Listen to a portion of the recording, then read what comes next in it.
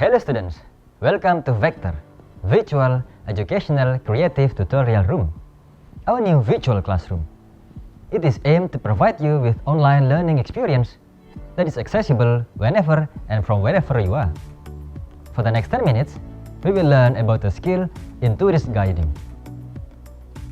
The objective of this video is to introduce you to interpretation skill, which is one of the most important competence that should be mastered by a professional tourist guide. Let us start our lesson by questioning.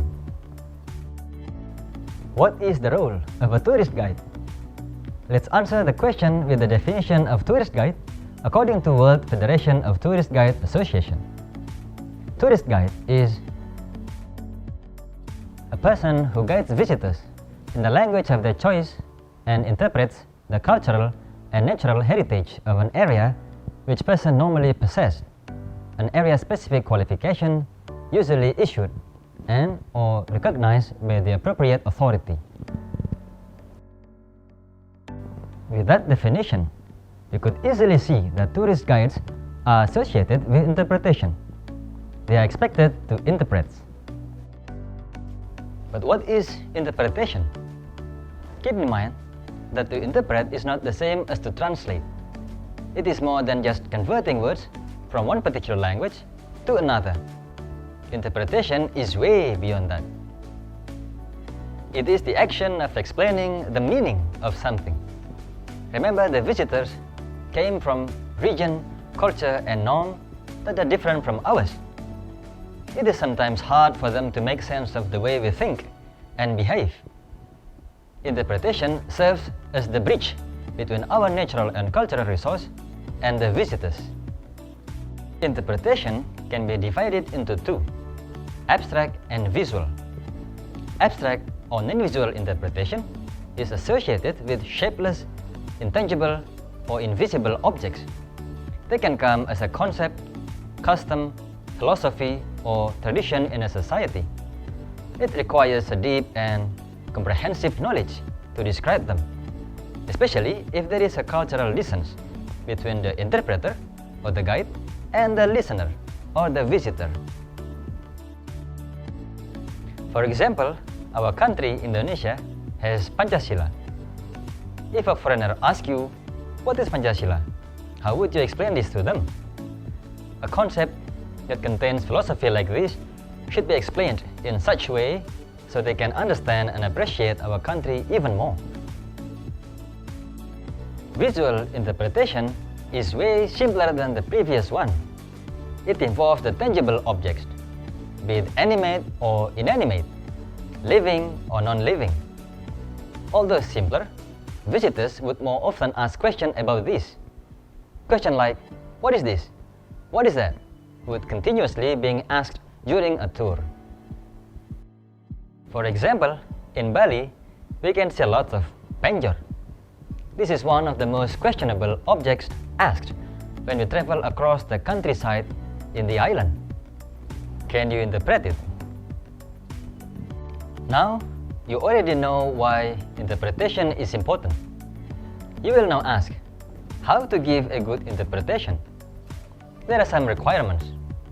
The first one is, of course, language ability, either foreign ability and the language awareness. Tour guides have to understand technical language within specific disciplines. But when interpreting, how to understand theories and unique stories has to be made relevant and personal for the visitors, so it can attract interest and inspires them. The next one is the depth of your interpretation. You need to have deeper and better information than they can simply get from Google or Wikipedia. Most tourists today use this all the time, so they will probably already have gotten the same information from these sources. You need to tell them more information, different information, or things that are really interesting or only local people know. The information must be more interesting and better presented than a tourist can simply find on the internet. Interpretation, when done well, is entertaining, educational, informative, recreational, inspirational, and provokes further thought interaction. Many tourist guides, especially those at their early career, would only tell informative explanation instead of the interpretative one. This is known as, it has these. This is how informative explanation look like. Informative explanations are often boring because it gives only dry data without revealing the interesting and meaningful story behind it. Visitors come to us expecting valuable and entertaining explanation. So, interpretative explanations are what they would highly appreciate. The first one is the informative.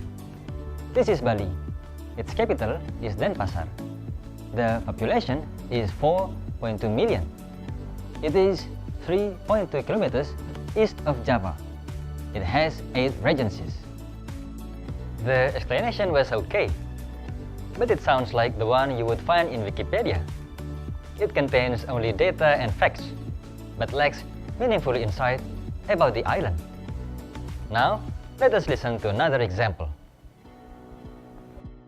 And the God, between us and the fellow human being, and also between us and nature. Now, could you see the difference between those explanations? Yes, the first one is informative, while the second one is interpretative speech. Remember, the keyword is meaning. If you bring information without interpretation, it is just an information. With interpretation, you will grab the visitor's attention and enhance their learning, understanding, and appreciation. I hope this video will help you understand how the interpretation will benefit you in enhancing your speech. It will also create memorable and inspiring experience for the visitors. Keep practicing. Pick anything within your surroundings, be it buildings, artwork, or religious event. Think of how you can tell entertaining story about that object without ignoring the real fact. Think of how you can relate your explanation to a visitor's background. Think of how you can add moral value to your story. That was the end of our lesson today. Trust your virtual educational creative tutorial room by IPB International. Goodbye.